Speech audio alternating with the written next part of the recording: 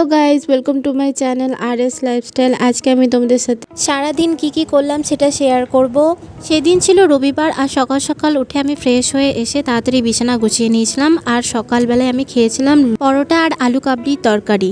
আমার মা যে কোনো তরকারির আইটেম খুব ভালো বানায়, তো আজকের সেদিনের এই আলু কাবলির তরকারিটা খুব টেস্টি হয়েছিল, খুবই ভালো লাগছিল খেতে। তারপর আমি আমার কাজে চলে যাই। আমাদের চিরুনিগুলো অনেক নোংরা হয়ে গেছিলো, তাই আমি চিরুনিগুলো পরিষ্কার করছিলাম।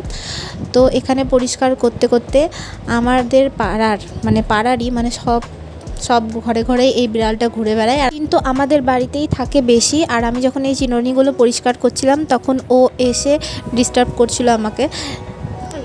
আর কি করছি, ও ডিস্টার্ব করছিল না, ও এসে এখানে জল খেতে এসেছিলো, দিয়ে ও জল খাচ্ছিল।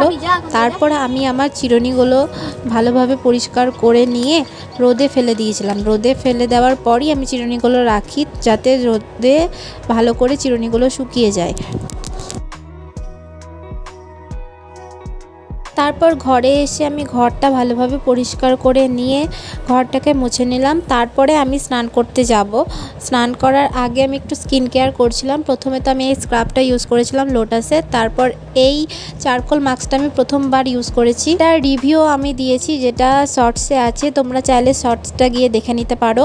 তারপর আমি কাপড় টাপড় গুছিয়ে তারপর স্নান করতে গিয়েছিলাম। স্নান করে এসে প্রথমে আমি স্কিন কেয়ার করি। স্কিন কেয়ারে প্রথমে চুল আঁচড়ে নিয়ে তারপরে আমি টোনার ইউজ করি। টোনার এটা হচ্ছে ডট অ্যান্ড কির ওয়াটারমেলন টোনার। এটা আমি ছোট মিনি দেখে মনে হচ্ছে, তো আমি ছোট কিনেছি না, এটা আমি একটা ফ্রি পেয়েছি পার্পেলে অ্যাপ থেকে আমি শপিং করেছিলাম, দিয়ে আমি ফ্রি পেয়েছি।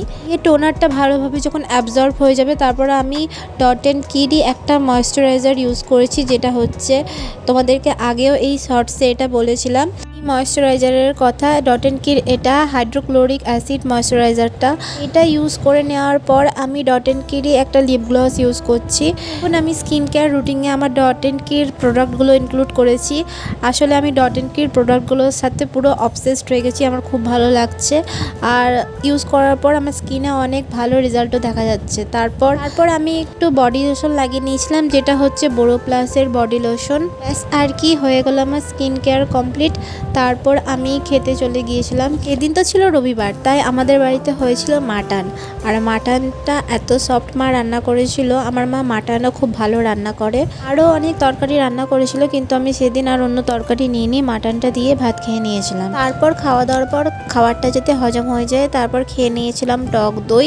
আর টক দই খাওয়ার পরই কিছুক্ষণ পর আমার একটা পার্সেল চলে এসেছিলো। এই পার্সেলটা কী ছিল চলো তোমাদের সাথে শেয়ার করবো। এই পার্সেলটার জন্য আমি অনেক এক্সাইটেড ছিলাম অনেক দিন ধরে। আসার কথা ছিল সেটা হচ্ছে এটা, আমি কোনো লাইট অন না করে কিছু না অন করে সেটাই করতে লেগেছি। এতদিন ধরে আমি অপেক্ষা করছিলাম এই পার্সেলটা, এতদিনে এলো। আমার যে আগের রিং লাইটটা ছিল সেই রিং লাইটটা একদম ভেঙে গেছে, আর এখন 750-800 টাকা দিয়ে রিং লাইট কেনা আমার পক্ষে এখন সম্ভব না, তাই আমি এই সেলফি স্টিকটা অর্ডার করেছিলাম। কিন্তু দেখো, এটা হচ্ছে এটা, ওটাতেই এখন আমি ভিডিও বানাচ্ছি, তো অনেক ভালো। আর জানি না কতদিন পর্যন্ত চলবে এটা, কিন্তু এখন তো এটা ভালোই লাগছে আমার। এটা দেখার পর আমি ঘুমোতে চলে গিয়েছিলাম। সেদিন প্রায় উঠতে আমার দেরি হয়ে গেছিলো। তারপর আমি সন্ধ্যা দিতে বসেছিলাম।